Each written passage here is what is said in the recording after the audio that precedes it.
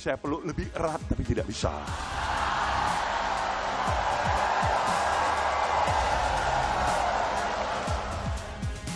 Urusan rangkulan Bang Surya dan Pak Sohibul Imam itu hanya masalah kecemburuan.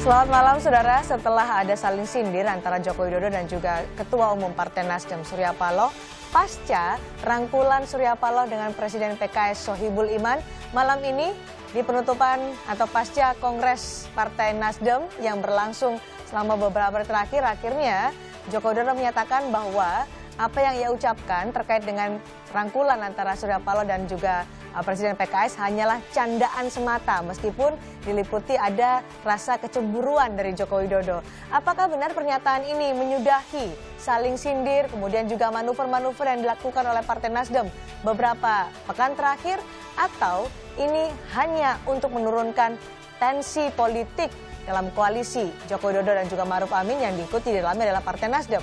Kita membahasnya dalam Dua Arah malam hari ini bersama saya, Cindy Sistiarani.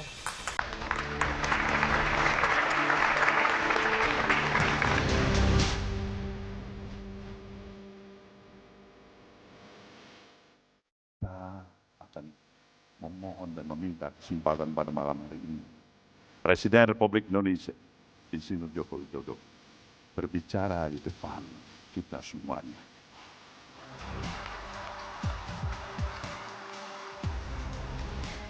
Ingin saya peluk lebih erat tapi tidak bisa.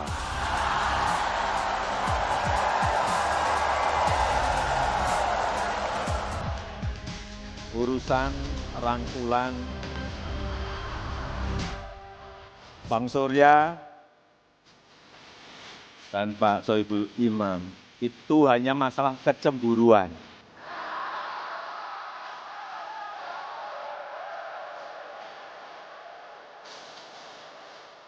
Masalah kecemburuan karena saya memang tidak pernah dirangkul seerat itu. Tetapi sehabis saya menyampaikan sambutan, saya akan terpeluk erat Bang Surya. Lebih erat dari beliau memeluk Pak Sohibul Imam.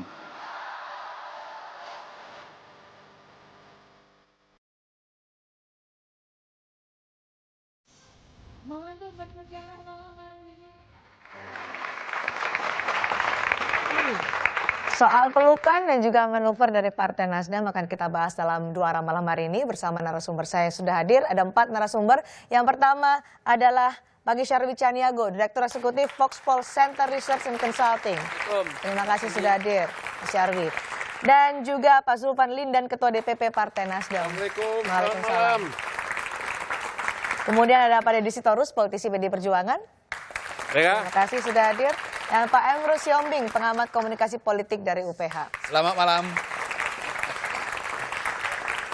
Apa yang terjadi beberapa pekan terakhir dan kemudian diakhiri pada malam hari dengan pidato Joko Widodo terkait dengan rangkulan ini bermula dari pelukan antara Surya Paloh dan juga Presiden PKS Sohibul Iman yang dimaknai oleh Joko Widodo, saya tidak pernah dirangkul seerat itu. Ada kecemburuan di sana, kata Jokowi disampaikan tadi pada Kongres Partai Nasdem. Saya ingin ke Pak Zulfan, jadi makna sindir-sindiran apa selama ini?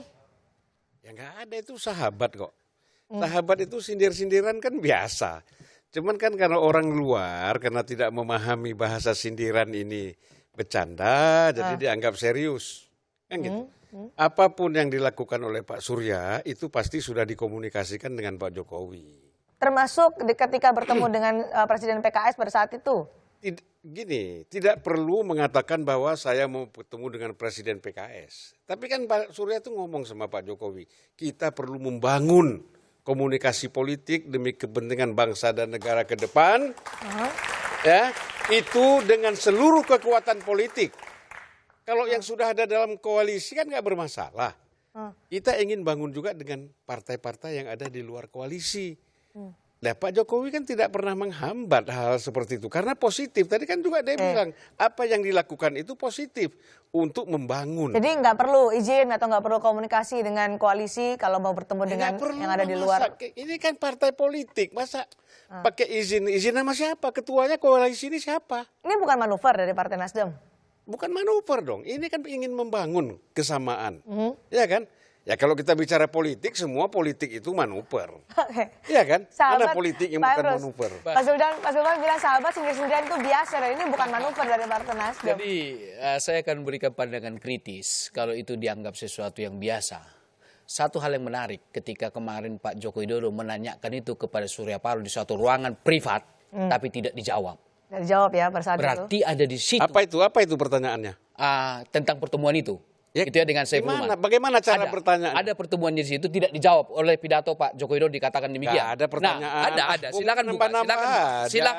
Silakan buka. Itu terjadi di Munas Golkar ya, Pak Emrus ya, di Munas Golkar. Jadi oleh karena itu saya mau katakan bahwa Enggak, jawab dulu apa pertanyaannya. Ada, silakan buka. Tunggu saya lanjutkan dulu. Bahwa dalam relasi, saya mau jelaskan secara akademik, dalam relasi antar manusia itu biasa saja. Biasa bisa akrab, bisa lagi renggang kembali, itu disebut dengan social penetration theory. Tapi kalau kita lari kepada politik, itu karena ada kepentingan. Ketika kepentingan para aktor politik bertemu, mereka pasti saling mendukung, saling memuji, saling katakanlah sepakat. Tetapi ketika pandangan mereka berbeda, mereka akan selalu membuat argumentasi yang berbeda. Contoh, ketika nanti suatu saat pada pemilu yang akan datang, mereka berbeda nanti dukungan presidennya yang akan didukung, ya kan pecah lagi tuh. Jadi ini dimulai dari saat ini menurut Anda dengan rangkulan antara saya kira Surya ada Paloh fenomena ke sana. Begitu ya. Karena memang di awal pidato Pak Joko Widodo mengatakan bahwa tidak pernah saya dirangkul seperti itu, dan saya tanya di ruangan tidak mau jawab. Dan saya berhak untuk menanyakan dari bagian dari koalisi. Saya sebenarnya ingin menjelaskan sedikit. Saya kira jelas clear ini. Oke, baik. Gini, pengamat kita ini minim sense of intelligence. Ini sehingga tidak melihat persoalan itu lewat medsos, lewat pidato, tetapi sense of intelligence-nya lemah. Jadi versi saya Anda kira seperti Bang, apa? coba dilihat dulu, putar kembali video tersebut. Saya kira sangat jelas sekali pidato Pak Joko Widodo di situ. Yang di mana? Yang di Golkar. Sangat konkret sekali. Betul. Artinya dia langsung kalimat menohok kepada Surya Paloh. Itu bercanda, saya kira, Bos. Jadi kalau Pak Jokowi tadi udah bilang, ini kan bicara fakta, dulu. jangan mengada-ngada. Nah, oleh karena itulah, jangan kita berimajinasi, kita karang-karang sendiri, padahal Pak Jokowi bilang tadi itu kan candaan. Oke, sebenarnya ini benar candaan. Loh, candaan apa enggak yang tahu mereka dong. Saya kan dari luar jadi tidak berhak menjudgment. Tapi kalau Anda melihat biasanya Pak Jokowi seperti apa, tapi ketika kemudian muncul pernyataan itu dengan gestur Pak Jokowi ini kan ada yang berbeda. Saya merefer ke ini aja, satu postingan yang saya baca tentang metode LVA yang digunakan, layered voice assessment yang dilakukan oleh dosen UI. Pidato Pak Jokowi di Golkar itu menurut penelitian itu dengan menggunakan alat yang sangat spesifik menyebutkan bahwa ucapan dan tindakan Pak Jokowi pada waktu itu otentik. Otentik artinya? Tidak ada yang disembunyikan. Ya. Artinya dan menurut dia dari fluktuasi nadanya itu memang ada nada emosi di sana. Anda juga melihat itu? Anda melihat itu juga?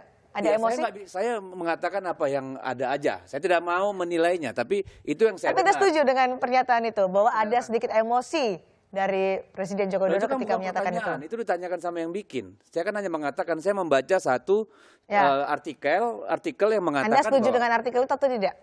Saya nggak mau berpendapat ya, karena malam ini terlihat Pak Jokowi di acara Nasdem ya fine-fine aja gitu. Jadi buat apa saya berargumentasi? Oke, Mas Pangi. Ini kan ada kalau dari partai PDI tadi ada emosi, tapi dia bilangnya ya nggak kenapa-napa, cuma canda-canda aja. Kalau menurut Anda?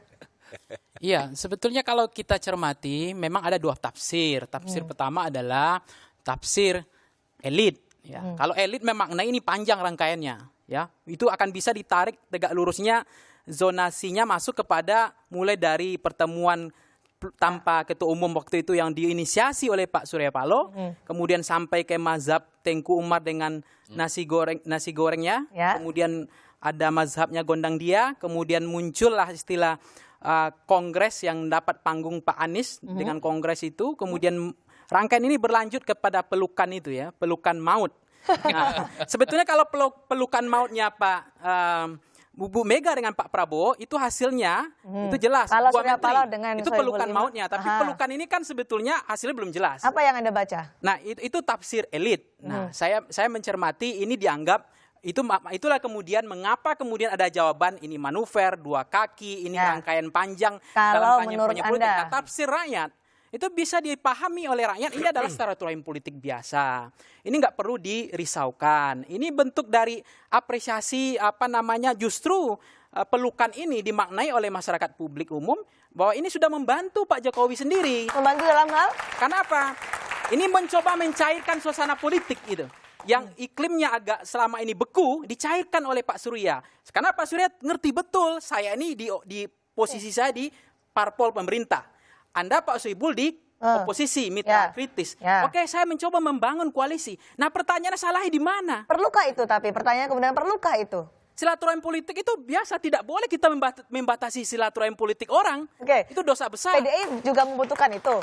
Kalau tadi diartikan oleh Pak Mas Pangi adalah ini juga membantu Jokowi dengan membuka komunikasi dengan PKS. Ya, saya kira komunikasi antara partai politik atau kekuatan politik itu selalunya pasti akan mampu memberikan kebaikan buat publik kalau menurut saya. Ya, tapi apakah memang pertemuan PKS dengan Nasdem kemarin misalnya itu, kalau yang kita baca sih positif-positif aja gitu ya. Tapi apakah itu akan membantu?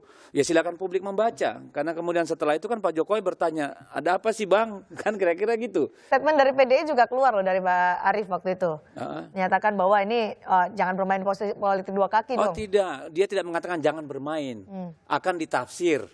Itu penjelasan yang saya baca karena dia di doorstop. Dan kita tanyakan. Itu kan yang disampaikan oleh Pak Arief Wibowo gitu.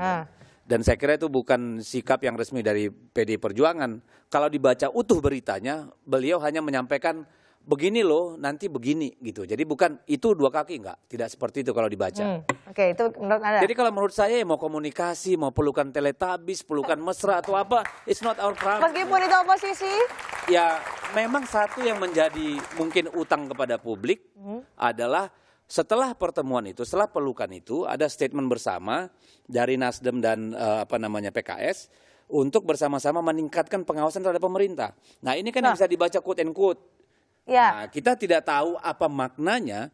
Mungkin nanti para pimpinan bisa mencoba mengkomunikasikan itu supaya ke publiknya lebih jelas gitu. Karena memang kan ada dua posisi yang diametral. Ya, Anda bisa menjelaskan itu, Begini. Pak Zulfan.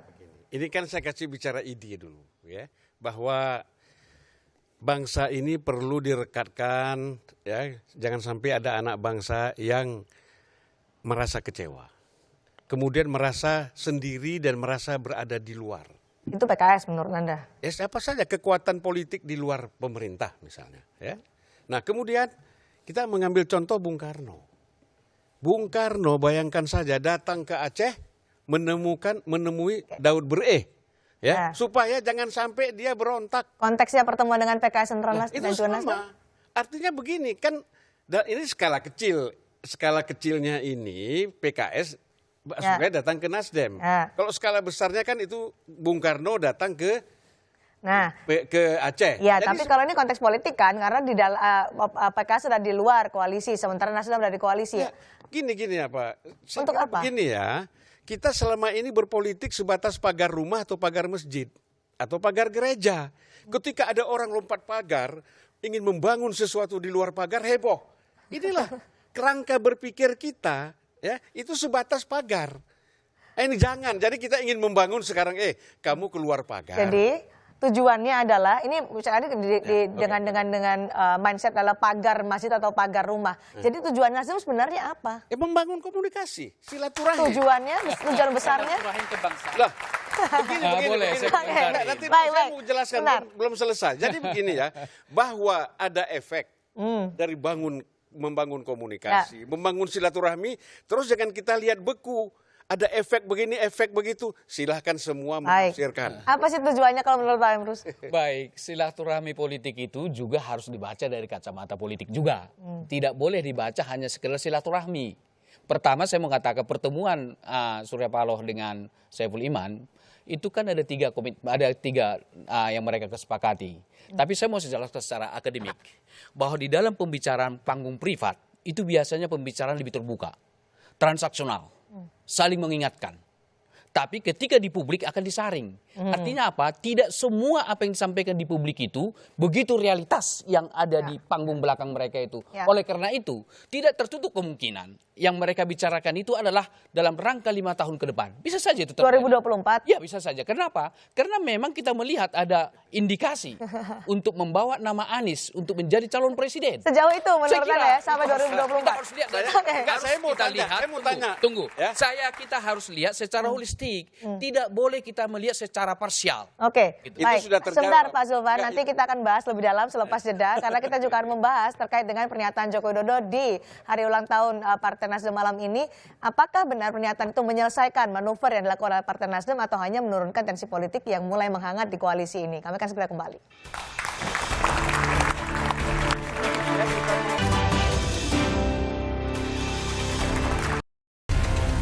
Bagaimanapun yang harus kita jaga dalam sistem demokrasi yang ada, check and balance itu. Kalau begitu check and balance tidak ada lagi yang beroposisi, berarti demokrasi sudah selesai. Negara sudah berubah menjadi negara otoriter atau bermonarki. Ya kalau nggak ada yang oposisi, ya Nasdem ada jadi oposisi. Kecurigaan satu sama lain. Hingga kita berkunjung pun ke kawan. Mengundang kecurigaan. Ini bangsa model apa seperti ini?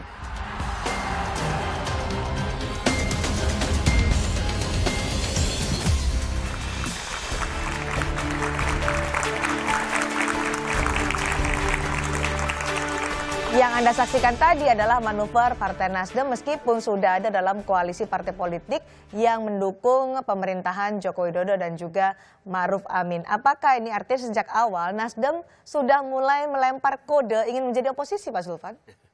Udah berapa kali Pak Surya Paloh mengatakan itu bodoh kali kita mau jadi oposisi.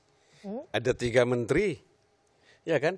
Pendukung pertama sebelum partai lain mendukung, Nasdem sudah mendukung Pak Jokowi. Kalau PDIP nggak perlu dukung lagi, memang kader dia itu. Nah, jadi partai yang di luar PDIP pertama sekali mendukung Pak Jokowi itu Nasdem. Kemudian Pak Jokowi memberikan kepada Nasdem 3 kursi menteri yang strategis. Tapi kenapa sebelumnya Surya Paloh menyatakan Nasdem saja yang jadi oposisi kalau tidak ada oposisi, dan kami sepakat ada check and balances. Kan gitu. oposisi ada PKS, ada oposisi, ada PAN yang juga di luar pemerintahan, ada yang namanya Demokrat, ya kan? Kalau kita bicara oposisi itu yaitu partai-partai yang berada di luar pemerintahan.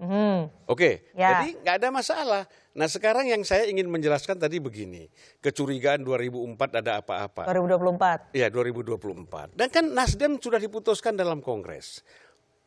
Kalau Pak Jokowi ini bolehlah 3 kali maju sebagai presiden, maka Nasdem akan tetap mendukung Jokowi. Tetapi nanti dulu baru selesai. Kesempatan juga ada yang adil, Pak Zulfan. Maksud saya begini, bahwa Nasdem sudah memutuskan dalam Kongres karena kita belum melihat ada figur-figur yang memang ini, makanya kita bikin konvensi. Mengharapkan semua orang-orang nanti mendaftar ke Nasdem lewat konvensi. Apakah dengan pernyataan kalau 3 kali bisa Jokowi, kita dukung Jokowi, itu menutup semua manuver-manuver yang dilakukan oleh Nasdem selama ini? Saya pikir sangat dinamis gitu ya. Saya kira tidak bisa kita pegang itu sebagai suatu komitmen. Berani nggak Nasdem membuat tanda tangan itu? Gitu ya, dalam bentuk Kenapa Anda meragukan hitam putih. Karena memang politik kita di Indonesia sangat cair gitu ya. Jadi tidak boleh kita katakan bahwa hari ini dia berkoalisi dengan suatu kekuatan politik tertentu, bisa besok juga berubah.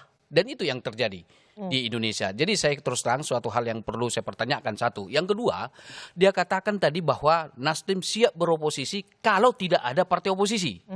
Padahal peran partai politik oposisi karena perjuangan partai, karena perjuangan ideologi, bukan karena pragmatis. Artinya kalau memang tidak ada oposisi lalu beroposisi, saya kira itu sangat dangkal sekali. Jadi oposisi semacam itu. apa yang Justru ada oposisi yang bagus berdasarkan ideologi, Oke. berdasarkan garis politik, berdasarkan perjuangan politik. Apa latar belakang dari manuver-manuver Nasdem selama ini? Sebelum malam ini akhirnya ada pernyataan tadi dari Joko Saya Widodo. pikir dia ingin memberikan suatu sinyal begitu ya, bahwa manakala bahwa ada sesuatu persoalan, kita sudah siapkan ini. Oh.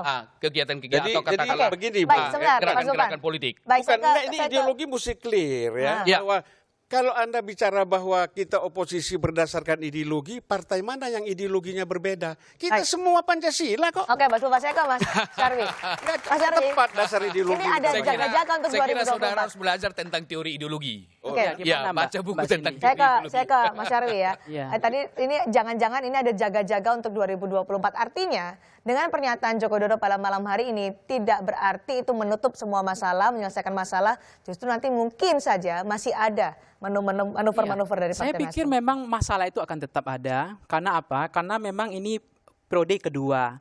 Jadi periode kedua itu di 2022 semua akan curi star. Karena apa? Karena partai politik lah yang punya calon presiden ke depan. Ya. Dan sementara Pak Jokowi sudah dibatasi. Sehingga kemudian kita tahu menteri ketua umum partai itu banyak hari ini. Itu yang kemudian bagaimana menertibkan, mendisiplinkan mereka supaya Pak Jokowi itu tegak lurus. Mazhab tegak lurus itu adalah menterinya tuh disiplin, tertib kepada presidennya. Tetapi yang kita khawatirkan adalah karena ini periode kedua, manuver itu akan terjadi. Yang kedua adalah ini bulan pemerintahan yang tidak ada bulan madunya saya lihat kabinetnya. Tidak ada honeymoonnya. Jadi- Bahkan menteri saja belum punya gaji, udah minta Pilpres 2024. Nggak, menterinya belum gaji loh Bang. Oke, Belum oke. gajian presidennya jangan-jangan belum gajian juga. Jadi apa yang dilakukan Nah, Nasdem ini juga investasi untuk Ya. 2024. Ya, yang ketiga saya ingin katakan Mbak Cindy, kalau begini cara mengelola komunikasinya, politik saling sindir, sinisme, kecurigaan, maka muncul korsleting listrik arus pendek yang menyumburkan asap di koalisi sendiri. Nah, itu yang kemudian menurut saya apa yang disampaikan oleh tadi Bang Imrus, saya perlu kritik. Ini menurut saya juga agak kurang pas ya. Apa? Karena apa? Peran itu memang harus tahu diri ya. Kalau dalam baca teorinya Aren Lippert itu teorinya Peran apa maksud peran Anda? mengambil posisi masing-masing. Yang menang itu adalah the ruling party, yang kalah adalah menjadi oposisi. Tahu diri posisi masing-masing. Sehingga dalam demokrasi konsensus ada saatnya mayoritas berkuasa, ada minoritas berkuasa, tetapi memang merangkul bukan memusuhi. Itu kita sepakat dalam Merangkul bukan demokrasi memusuhi. konsensus. Ini yang Tapi yang terjadi. digarisbawahi oleh Pak Surya Paloh adalah etika demokrasi kita. Itu yang kemudian saya bilang itu asapnya di situ. Kalau nggak ada etika itu, kalau tidak ada kemudian gondang dia, kemudian ada mazhab Tengku Umar yang kemudian ada, ini Ya, presiden ya. loh, Oke, oke. presiden Pak Prabowo, Baik, baik. Presiden Pak Prabowo, bagaimana secara logika yang head to head dengan Pak Jokowi, Aha. tiba-tiba jadi menterinya Pak Jokowi. Oke, ini Itu semuanya yang menurut punya saya kurang mahfum punya saya. investasi di 2024, padahal ini belum sebulan. Ya, Koalisi atau pemerintahan saya mau mulai berjalan. dengan bilang begini. Dalam politik itu kita bisa katakan apa saja. Tapi rakyat dan waktu yang akan menilai apakah itu retorika atau sesuatu yang memang dari dalam. Karena apa? Kata-kata tidak bisa menggantikan tindakan, Mbak. Ya, kita harus paham itu dulu. Lalu yang kedua, soal mazhab Teku Umar atau gondang dia, itu jauh banget dari diskusi. Kenapa? Pertemuan Ibu Megawati, Ketua Umum PDI Perjuangan dengan Pak Surya Paloh sebagai Ketua Umum Gerindra, itu adalah bicara sesama anak bangsa. Pak Prabowo, sorry. Itu tidak ada urusannya dengan apakah di situ misalnya PDI Perjuangan berbicara soal Gerindra masuk kabinet. Nggak ada. Karena yang mengajak Gerindra masuk kabinet itu Pak Jokowi. Bukan PDI Perjuangan gitu. Jadi ini yang seolah-olah menurut saya memang asap ini ya dibikin oleh kita sendiri. Gitu loh. Kita itu siapa? Ya semua ini elit politik. Karena Termasuk PD Perjuangan. ya terserah rakyat akan menilai ya. Apakah kita juga bikin asap, nggak ada api kan kita nggak tahu. Ya silakan dinilai sendiri. Tapi saya melihatnya gini, partai politik punya hak melakukan langkah-langkah politik. Itu hak mereka nggak boleh ditawar-tawar. Kalau tadi- Tapi yang harus kita jaga adalah konteksnya tadi.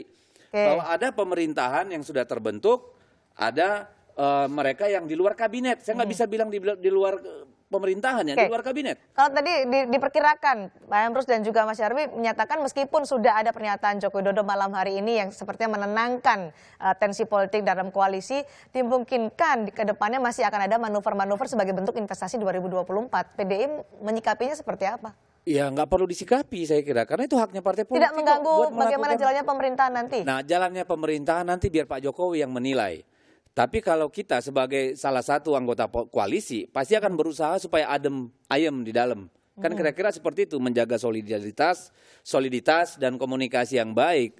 Tapi memang tidak bisa dihindarkan bahwa akan ada, karena ini adalah periode terakhir Pak Jokowi. Soal akan etika ada, tidak dipermasalahkan? Etika dalam koalisi?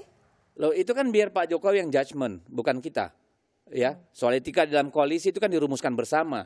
Untuk menilai apakah satu pihak sudah melampaui batasan etika apapun, itu kan harus dibicarakan bersama. Tidak boleh misalnya hanya PDI Perjuangan menilai, oh ini udah di luar etika, gitu kan nggak bisa. Oke. Ya, saya kira nanti ya pasti kita tidak akan bisa menolak bahwa mulai besok, bahkan Nasdem sudah memulai kemarin kan, mulai besok orang tetap akan berpikir untuk 2024, yang namanya partai politik. Betul. Tapi Itu biasa saja. bagaimana pemerintahan yang kemudian diharapkan oleh masyarakat memberikan banyak perubahan kalau tetap diganggu dengan ada manuver-manuver demi 2024? Ya, kalau nggak ada gangguan nggak mungkin juga, Mbak. Karena ya kan pasti ada yang merasa insecure, ada yang merasa secure, ada yang merasa harus melakukan sesuatu. Itu dinamika yang biasa Insecure aja itu dalam termasuk politik. dari Nasdem?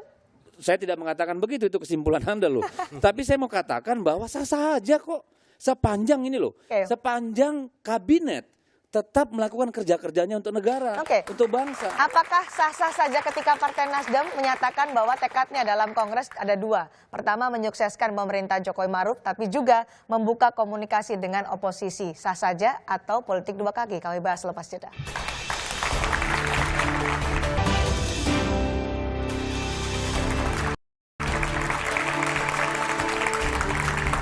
Seusai Kongres, Ketua Umum Partai Nasdem Surya Paloh menyatakan ada dua tekad dari Partai Nasdem yang disepakati dalam Kongres. Yang pertama adalah menyukseskan pemerintahan Jokowi Maruf Amin, dan yang kedua adalah tetap membuka komunikasi dengan oposisi. Mana yang jadi prioritas sebenarnya Pak Zulfan? Prioritas pertama pasti adalah menyukseskan pemerintahan Jokowi, itu penting. Itu, ya kan? Itu dulu dong.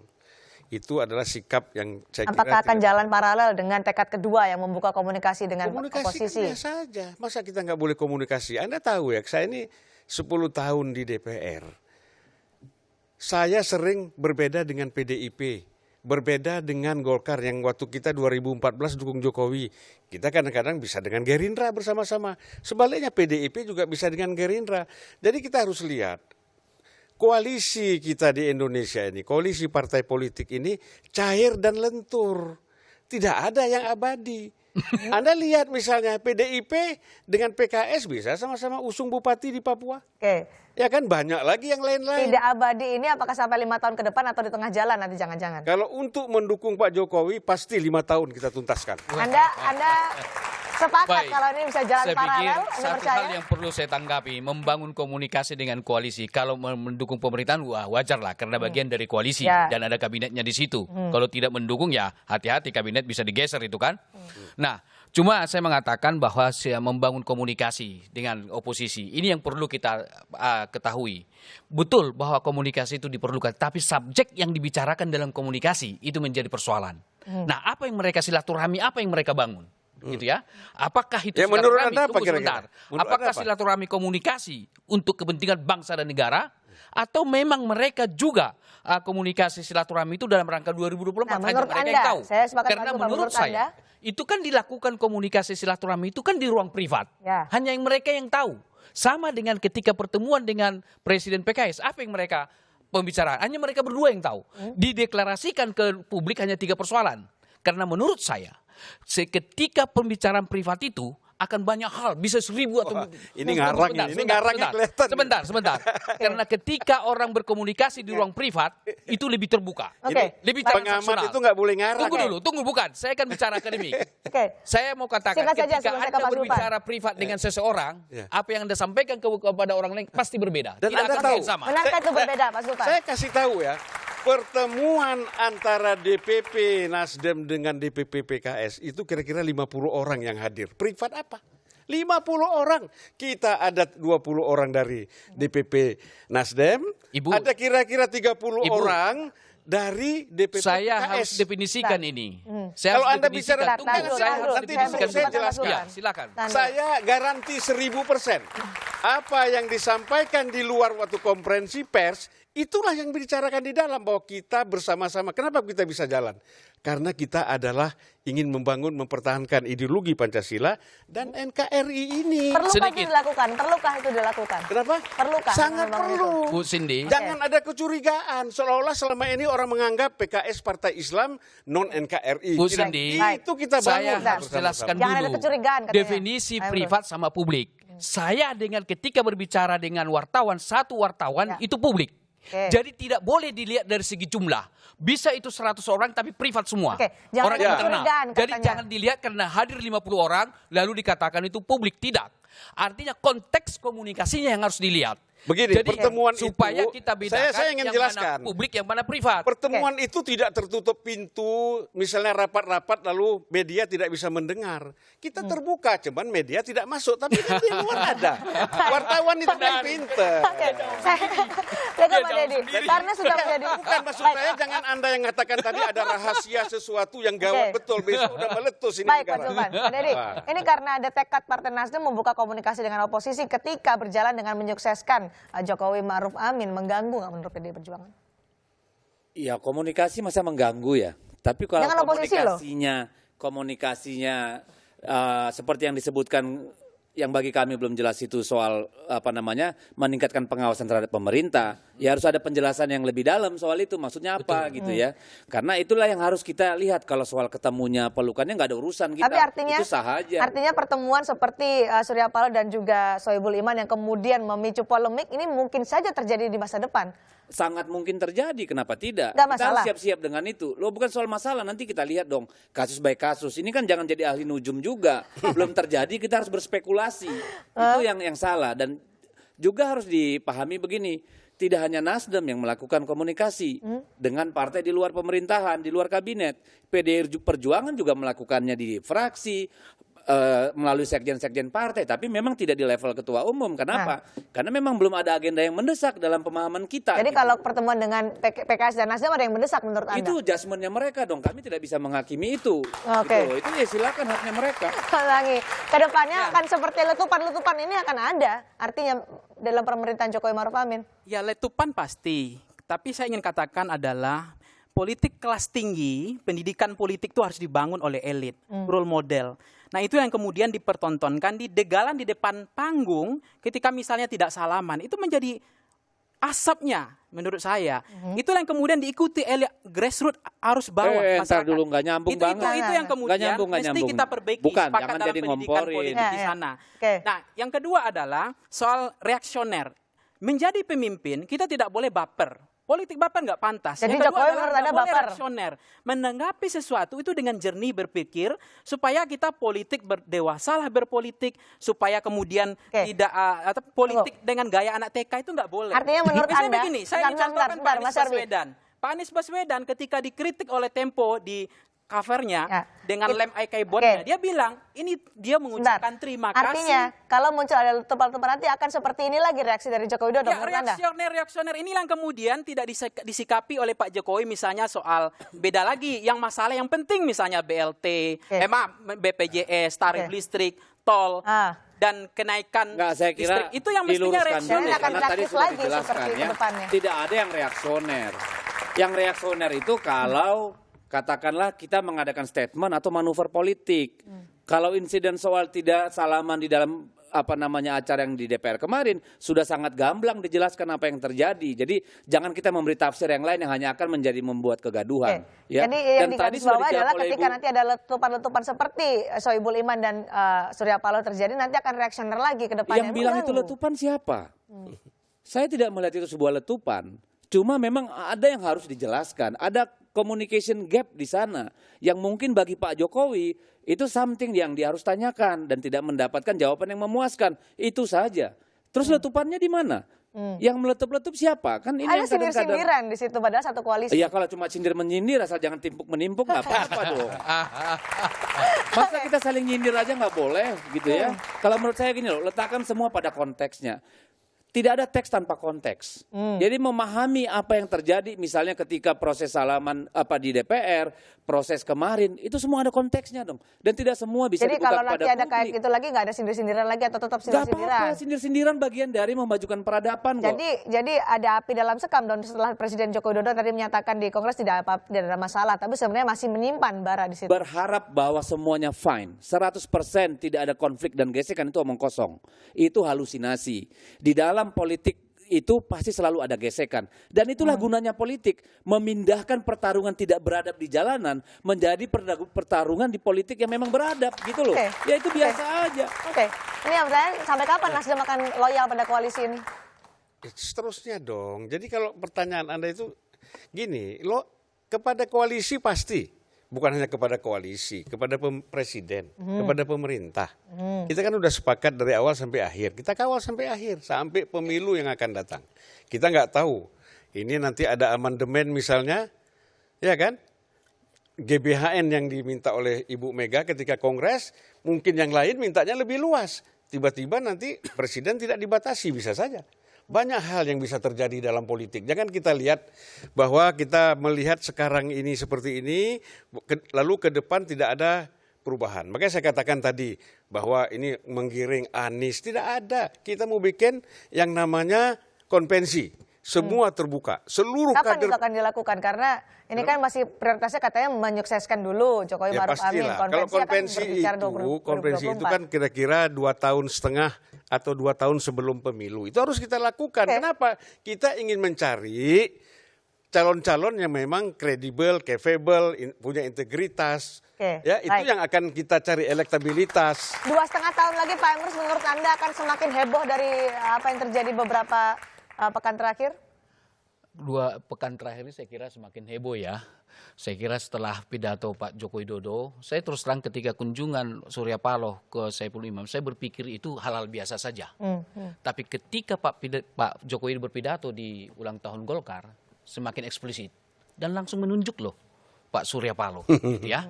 Itu harus kita clearkan dulu. Baru yang kedua saya mengatakan tadi ada suatu hal yang menarik, dikatakan kalau misalnya ada amandemen dan tidak dibatasi jabatan presiden, gitu ya. Andaikan itu terjadi, pertanyaan saya ke pihak Nasdem, andaikan terjadi itu dan Joko Widodo running kemudian, apakah tetap mendukung? Pasti, 100%. Tidak akan dicabut? Tidak, 100%. Saya jamin. Oke, 2022 katanya tadi Nasdem Kalau itu tidak dilakukan oleh Nasdem dengan catatan Jokowi tidak ada kesalahan-kesalahan yang mendasar. Nah, ini catatan Loh, ini. nanti dulu dong. Tunggu dulu. kita Catatan kan- ini bersayap. Kan begini, Tunggu. misalnya. Karena Bisa. catatan Nanti ini dulu. subjektif. Nanti. Subjektif itu. Bukan subjektif, ini kita bicara objektif. Misalnya, tiba-tiba di tengah jalan banyak hal dalam politik bisa terjadi, bukan oleh koalisi, oleh partai lain. Jadi kalau tidak ada gangguan apapun secara hukum, maka kita harga mati. Kalau memang harus Jokowi lagi. Sebentar, artinya ini Pak Nasdem juga menanti dinamika, artinya apa yang akan terjadi nanti akan diikuti oleh Partai Nasdem dinamikanya. Kenapa? Dinamika artinya masih kita loyal pada Jokowi Maruf Amin tapi tergantung dengan dinamika. Ini yang Bukan mau disampaikan dinamika. Kalau Anda bicara dinamika lain lagi, bukan dinamika. Ini kan kadang-kadang perjalanan, ya kan ada kasus macam-macam. Misalnya katakanlah ekonomi kita tidak stabil, ya kan seperti Soeharto 98 misalnya lagi enak-enak berkuasa, itu bisa saja yang terjadi. Tetapi kalau semuanya berjalan normal dan Jokowi memang harus maju lagi, kita akan. Ibu, saya apakah ini sedikit loyalitas aja. dengan syarat dari Partai Nasdem akan kami bahas lepas jeda di luar.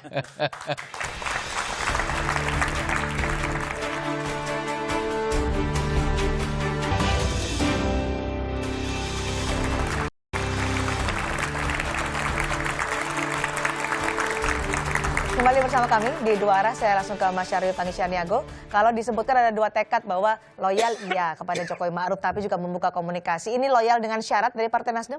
Jadi begini, dalam koalisi prasyarat mutlak tidak bisa ditawar lagi adalah soal kedisiplinan, tertib dan tegak lurus. Tidak ada kemudian muncul mitra kritis atau koalisi yang ada di dalam pemerintah tapi sering recokin, sering ganggu. Akhirnya itu yang muncul pada periode kedua Pak SBY setgap. Karena tidak tertib, karena cari panggung semua. Itu yang pertama. Jadi main dua kaki menurut saya Demokrat tidak bisa kita simpulkan untuk konteks sekarang. Itu terlalu jauh. Bandungnya masih jauh. Tentara POC-nya masih jauh. Jadi kalau Nasdem, karena ini pemerintahan aja belum jalan. Belum ada kemudian kebijakan tarif listrik misalnya ditolak oleh Nasdem dan seterusnya. Belum ada. Sehingga biarkan pemerintahan ini berjalan. Kalau kemudian kita mengatakan bahwa Nasdem sudah main dua kaki, menurut saya adalah kesimpulan yang melompat. Belum, karena memang ini belum dimulai. Dan itu artinya... belum dimulai saja sudah ada manuver ini. Tetapi Nasdem kan belum ada bermanuver dengan pemerintah. Tapi ini kan soal asap tadi yang tidak saling menghargai, tidak ada politik yang bagaimana mendingin suasana tapi buat asap gitu. Itu yang kemudian bermasalah. Jadi apa yang disampaikan Pak Surya Paloh saya kira benar, politik picisan itu tidak boleh ya. Kemudian menjaga etika politik itu menjadi penting, tidak bisa ditawar. Jadi soal loyalitas iya, tapi juga membangun komunikasi dengan oposisi iya. Anda artikan sebagai apa? Ya, artinya begini, memang Demokrat kalau memainkan dua panggung, Nasdem memainkan dua panggung menurut saya tidak bisa. Kenapa nggak bisa? Pertama, kalau dia memainkan emosi publik, dia kan menjadi kritis. Dia membangun citra, sentimen. Baik. Tapi pada saat yang sama, dia jangan lupa ada kabinetnya di pemerintahan Pak Jokowi, dia tidak bisa leluasa untuk mengkritik pemerintah. Jadi harus kalau mau mengatakan posisi, ambil sikap oposisi atau berada di koalisi.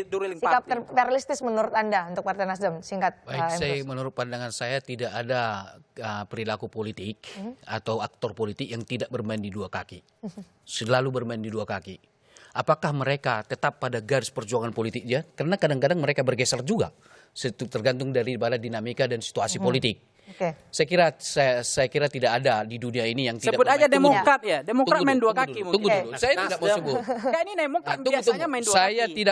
Saya tidak mau sebut. Artinya bahwa kita harus jujur mengatakan kalau dikatakan politisi atau partai politik di satu kaki tidak ada itu.